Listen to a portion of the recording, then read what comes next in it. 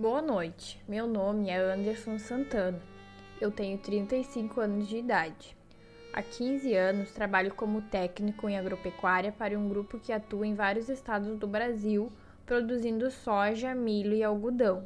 No entanto, em 2008, eu e meus colegas de trabalho fomos atormentados por entidades malignas que se faziam passar por pessoas. Na ocasião, meu gerente me pediu para ir até uma fazenda que o grupo havia comprado no sul do Piauí. Comigo estavam 3 colegas de trabalho que também atuavam na fazenda do grupo, localizada na região de Roda Velha, no oeste da Bahia. Levamos um caminhão, um trator de esteira e uma picape, já que ficaríamos na propriedade por um longo período para organizá-la. A propriedade era bastante extensa, possuía 2 casas antigas, um curral que precisava de melhorias, mas tinha energia elétrica e um poço que fornecia uma grande quantidade de água doce. Nossa primeira tarefa foi limpar uma das 2 casas em que ficaríamos alojados. No dia seguinte, iniciamos a limpeza da propriedade e verificamos as cercas, medindo a área e nos familiarizando com o local. No entanto, algo que chamou minha atenção foi que o fato de que dentro da propriedade, a menos de 200 metros da casa e no meio do mato, encontramos algumas sepulturas e cruzes.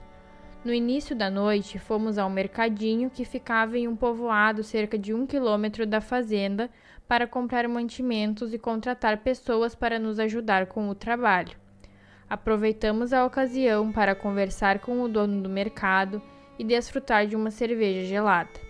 Foi nesse momento que meu amigo Gilberto, que trabalhava como tratorista, mencionou as sepulturas encontradas na propriedade. O dono do mercado riu e nos explicou que antigamente era comum as pessoas serem enterradas nas propriedades da região. Em seguida, perguntou se Gilberto tinha medo. Após um momento de silêncio, Gilberto respondeu que não tinha medo, mas que estava com uma certa cisma. Foi nesse momento que seu Raimundo, o dono do mercado, comentou que muitas pessoas acreditavam que a fazenda era assombrada e que por este motivo ele próprio havia deixado a propriedade, pois havia ficado quase louco. Embora ele mesmo não acreditasse nessas coisas, achava melhor respeitar e não ignorar o sobrenatural. Diante disso, talvez fosse melhor considerar a possibilidade de sair da fazenda e não menosprezar a situação. Depois de voltarmos para a fazenda, preparamos nossa janta e ficamos na varanda conversando, aguardando o sono chegar. Por volta das 9h30 da noite, entramos na casa e fomos dormir, pois tínhamos muito trabalho a fazer no dia seguinte. Precisávamos abrir algumas estradas e reconstruir algumas cercas. Embora a casa fosse grande, decidimos nos alojar em 2 quartos. Eu e o Sr. Nanes ficamos em um quarto, enquanto Gilberto e Levi ficaram no outro. Quando eu me deitei, vi o seu Ananias em pé ao lado da janela do quarto fumando um cigarro de palha. Como estava quente, ele deitou-se e deixou a janela aberta. Nesse momento, perguntei a ele se acreditava na história que o rapaz do mercadinho havia nos contado. Seu Ananias respondeu que neste mundo existe de tudo um pouco e que ele acreditava que o mal poderia se manifestar a qualquer momento e em qualquer lugar. Depois, ele ligou o rádio e ouviu algumas músicas de viola. Enquanto isso, acabei adormecendo e só acordei por volta das 3 da manhã, quando senti um ar gelado, como se estivesse em um ambiente climatizado. Levantei, fechei a janela e fui ao banheiro, que ficava no fim do corredor. No entanto, assim que saí do quarto, a temperatura voltou ao normal.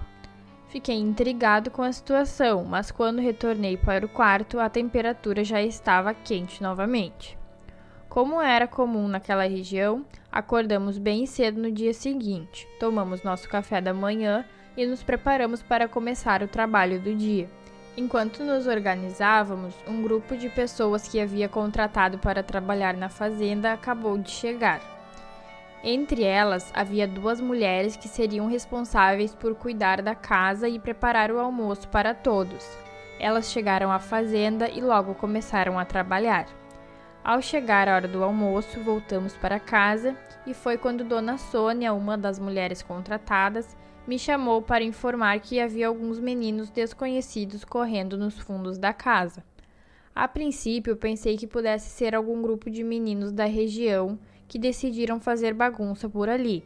O dia passou e no final da tarde as pessoas que estavam trabalhando conosco retornaram para suas residências, ficando apenas eu e meus 3 amigos ali na fazenda.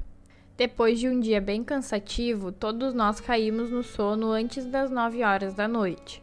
Porém, por volta da meia-noite, fui acordado pelo meu amigo Gilberto, que me chamou para ir até a sala. Quando cheguei lá, vi o Levi em pé, em silêncio, olhando para fora. Ele alegou que acordou com os barulhos ao redor da casa e, ao abrir a porta, viu algumas pessoas caminhando e conversando. Ao avistar as pessoas, ele suspeitou que fossem assaltantes, mas logo reconheceu que se tratava de uma família. Havia um homem, uma mulher e crianças que lhe pareciam familiares. Pegamos algumas lanternas e um revólver e saímos para averiguar, mas não encontramos ninguém. Nos dias seguintes, não houve qualquer sinal de atividade sobrenatural ou incomum, circulando pela casa da fazenda. Depois de 2 semanas, Gilberto e Levi, que moravam na fazenda, foram passar um fim de semana na nossa cidade. Na sexta-feira, eu e seu Ananias permanecemos na fazenda. No início da noite, fomos até o povoado e ficamos lá até cerca das 10 horas. Quando retornamos à fazenda, percebi algo estranho. O fogo do fogão a lenha estava aceso. No entanto, poderia ter sido eu ou Ananias que esqueceu de apagar o fogo. Logo após, fomos dormir. Entretanto, antes de pegar no sono, acordei com uma sensação de que alguém ou algo estava esguichando água quente em mim. Levantei rapidamente e acendi a luz, mas não havia ninguém no local. Enquanto seu Ananias dormia tranquilamente na cama ao lado, eu ouvi passos e conversas vindas da cozinha. Chamei seu Ananias e ele também ouviu. Peguei a arma imediatamente e fomos investigar quem estava lá. Porém, quando nos aproximamos, ouvimos um estrondo, como se algo tivesse caído da prateleira que guardava os pratos, copos e panelas. Pensamos que tudo tinha caído no chão e naquele momento senti um arrepio percorrer o meu corpo. Apesar de estar pouco amedrontado, não sabia o que fazer. Então chamei o Sr. Ananias e juntos fomos verificar o que estava acontecendo na cozinha. Ao chegarmos lá, tudo estava em ordem, não havia nada fora do lugar. Permanecemos lá até entender o que estava acontecendo. Foi então que ouvimos o som de cavalos na frente da casa. Quando abrimos a porta, não havia ninguém lá fora. A partir desse momento, a situação começou a ficar apavorante.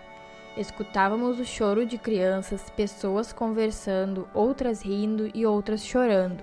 Ficamos paralisados, sem saber o que fazer naquela situação. Nós notamos que a luz em uma das casas da fazenda se acendeu e, através das janelas abertas, pudemos ver pessoas dentro. Parecia que estavam se divertindo com a nossa situação. Com a iluminação proveniente da casa antiga, conseguimos ver melhor as pessoas que estavam lá dentro. Infelizmente, elas pareciam cadáveres, e nesse momento chamei o Sr. Ananias para que pudéssemos pegar o carro e sair dali o mais rápido possível.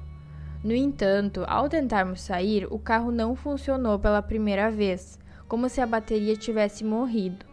Resolvemos seguir pela estrada de terra batida durante a noite e buscamos refúgio no povoado próximo. Lá, pedimos ajuda ao seu Raimundo e contamos tudo o que havia acontecido. Ele nos ofereceu abrigo e, ao amanhecer, nos acompanhou até a fazenda. Ao chegar lá, me dirigi diretamente a outra casa e verifiquei que não havia energia elétrica nem lâmpadas funcionando. Depois, caminhei em volta da casa e notei algumas pegadas no chão.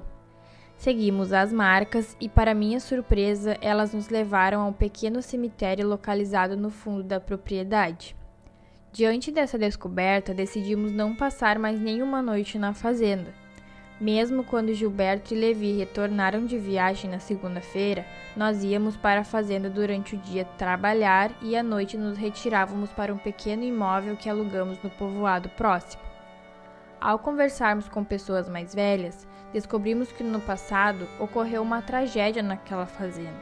O proprietário havia descoberto que sua esposa estava tendo um caso extraconjugal e naquela época as pessoas resolviam as coisas na forma violenta, muitas vezes com o uso de armas. O marido traído matou sua esposa, seu amante e seus próprios filhos antes de tirar a sua própria vida também. Assim, percebemos que as pessoas que estavam enterradas no cemitério localizado no fundo da propriedade eram justamente essas vítimas da tragédia.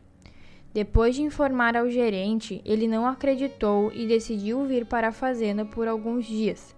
Ele pediu que ficássemos lá com ele e concordamos.